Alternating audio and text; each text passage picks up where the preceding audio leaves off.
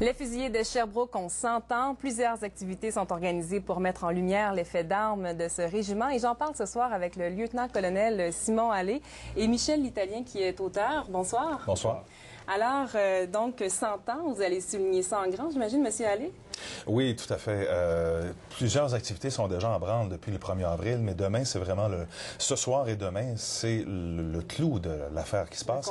C'est que nous avons le lancement de notre livre sur le 100e anniversaire qui a été rédigé par Monsieur L'Italien. Ça, c'est ce soir. Ce soir. Et demain, nous avons des activités au parc Jacques-Cartier qui vont se dérouler à compter de 13 heures, notamment un spectacle de la musique du régiment et une parade avec les anciens membres du régiment aussi.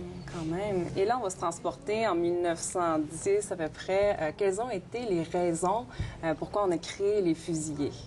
Il y a deux raisons principales. La première, d'abord, il y avait la sécurité du territoire. Les Sherbrooke et les cantons de l'Est étant très proches de la frontière américaine et ayant déjà subi des invasions à plusieurs reprises et ayant toujours une menace omniprésente, il était évident qu'il fallait avoir le plus de défense possible prête. Et l'autre phénomène, c'est que Sherbrooke était devenue, depuis plusieurs décennies auparavant, une ville majoritairement de langue française. Et tous les régiments à Sherbrooke et des cantons de l'Est étaient unilingues anglophones. Okay, donc il y avait une question d'identité beaucoup, là. Absolument, oui. C'était très important. Oui. D'accord. Et autrefois, ça s'appelait les carabiniers. Alors, les plus vieux d'entre nous vont s'en souvenir. Pourquoi il y a eu un changement de nom en cours de route? C'est intéressant. C'est pas uniquement pour des raisons stratégiques ou autres. C'est tout simplement pour une raison de look. Okay. L'uniforme des carabiniers est un uniforme foncé avec des boutons foncés. Et lorsqu'on arrivait dans les années 20-30, le recrutement allait à la baisse, donc il fallait attirer beaucoup plus les jeunes. Les uniformes écarlates ou rouges avaient la cote.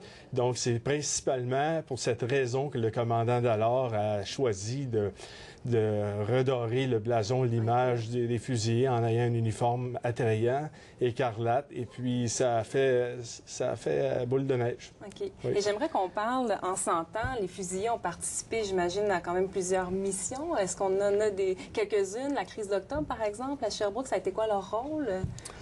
Le rôle du régiment en tant que tel a été minime. Okay. Parce que c'était plutôt les troupes de la base de Valcartier qui ont été déployées à Sherbrooke. Absolument. Mais il y a eu des réservistes des fusiliers de Sherbrooke qui ont été impliqués, une trentaine tout au plus, et qui faisaient des patrouilles principalement. Okay. Et puis c'était en gros le rôle des fusiliers de Sherbrooke à l'époque. Oui, parce qu'on est toujours une force finalement de réserve. Oui. OK, parfait. Exact. Nous avons tous des emplois dans le civil. C'est ça, exactement. On a des avocats, des ingénieurs, des étudiants, parmi nos rangs de tous les métiers, de toutes les couches sociales aussi. Absolument. Et aujourd'hui, comment ça va? On parlait tantôt de problèmes de recrutement plus dans les années 30, mais aujourd'hui, comment ça se passe? Ça va, somme toute, assez bien. On maintient un effectif de 262 personnes sur papier, bien sûr. Et nous sommes le régiment le plus actif en termes de volontaires pour aller sur des missions à l'étranger, comme Haïti, Afghanistan. On a participé énormément dans les missions en Bosnie, ex-Yougoslavie des années 90 aussi. Alors, on répond toujours à l'appel comme ça, sous forme de volontaire toujours. Il n'y a jamais personne qui est forcé d'aller sur ces missions. Absolument. Bien, merci beaucoup d'être venu nous parler de ce centenaire, M. Allais, M. L'Italien. Merci beaucoup. Tout le plaisir est pour nous. Bonne soirée. Par ailleurs, soyez au rendez-vous demain soir à 18h au Téléjournal Estrie Week-end. On va vous présenter un reportage complet sur les célébrations du 100e anniversaire des fusillés de Sherbrooke. Un peu ma seconde famille. Oui, je suis fusillé, vous savez, l'écusson, c'est tout près du cœur et on reste fusillé à vie. Les fusillés ont 100 ans et aujourd'hui, vous n'avez pas pu les manquer à Sherbrooke. Ils ont marqué leur 100e, entre autres par un exercice militaire en plein jour, un défilé et un concert. Et Marie-Ève, en plus des célébrations, vous avez assisté à de belles retrouvailles. Tout à fait. Il y avait même un homme, un ancien commandant, qui était là, venu exprès de Barcelone pour rencontrer ses anciens confrères. Un homme aussi qui s'était costumé avec un uniforme de la Première Guerre mondiale parce qu'on est passionné du côté de toute l'histoire militaire quand on a fait partie des fusillés de Sherbrooke. Donc, une très belle occasion pour tous ces gens de se retrouver, mais aussi pour les jeunes de découvrir cet univers qu'on connaît très peu là, ici à Sherbrooke. Absolument.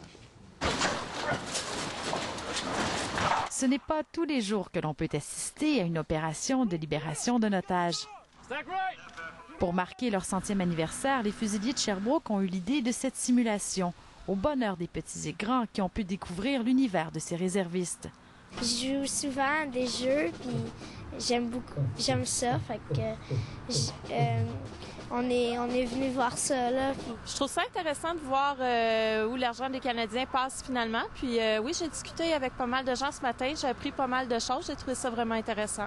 Bien, les gens sont curieux de savoir à quoi sert notre équipement, principalement. Puis aussi, on a beaucoup de questions par rapport aussi au processus, là, quand les gens embarquent sur leur cours de recrue, les difficultés qui vont être rencontrées. Pour la plupart, oui, ont un certain intérêt. Ils veulent voir qu'est-ce qu'on a à offrir, est-ce qu'il y aurait quelque chose qui, pour eux, les intéresserait. Fait que oui, il y a une bonne curiosité, ils s'informent. On a quand même une centaine de métiers. Donc... Si c'est une journée idéale pour les jeunes pour découvrir le métier de soldat, c'est aussi l'occasion pour d'anciens fusiliers de faire de belles retrouvailles. Vous savez, fusilier, c'est une grande famille et quand on a fait partie de la famille pendant autant de temps, et surtout quand on l'a commandé, moi... J'espère voir des gens que j'ai pas vus depuis longtemps, puis célébrer l'histoire du régiment. Je suis un collectionneur militaire, puis un fervent d'histoire militaire, alors c'est important pour moi d'être ici. Retraités et réservistes ont ensuite paradé fièrement dans les rues de Sherbrooke, direction manège militaire. Une histoire bien gravée dans le roc et que tous les Sherbrookois pourront se remémorer grâce à ce monument inauguré pour l'occasion.